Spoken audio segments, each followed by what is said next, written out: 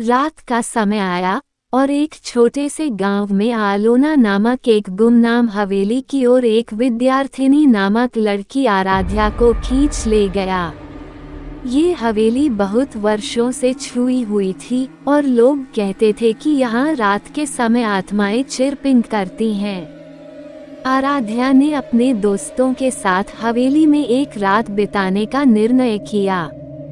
जब रात की अंधकार ने सारे स्थान को ढंका, वे हवेली में पहुंचे। वहां एक अजीब सी ठंडक छाई हुई थी और वातावरण में अजीब सी आवाजें सुनाई दे रही थीं। एक दूसरी मिसाल की आवाज से उनकी चर्चा हो रही थी, लेकिन किसी का पता नहीं चल रहा था। एक रात आराध्या ने एक पुराने खिड़की के पास जाकर रुका। अचानक एक विचित्र रूप से सजीव चेहरा उसे देखा गया। वह रोहन था, जो एक समय इस हवेली में रहता था और अब भूत बन गया था।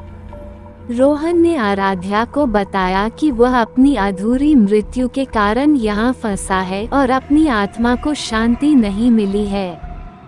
वह आराध्या से अपनी कहानी सुनाने लगा, जिससे आराध्या ने समझा कि उसकी मदद करना उसके आत्मा को शांति मिलने में मदद कर सकती है।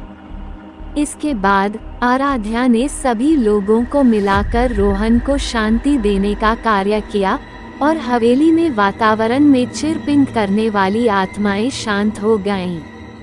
इससे गांव में फिर कभी उस गुमनाम हवेली की ओर डरावनी नजरें नहीं गईं। रात गहरी होती गई और हवेली में शांति का माहौल महसूस होने लगा। रोहन की आत्मा आखिरकार मुक्त हो गई और वह आभास होता था कि वह अपनी दुखी दास्तान से मुक्त हो गया। आराध्या ने एक अद्भुत साहस दिखाया और एक भूतिया सच से मुकाबला किया।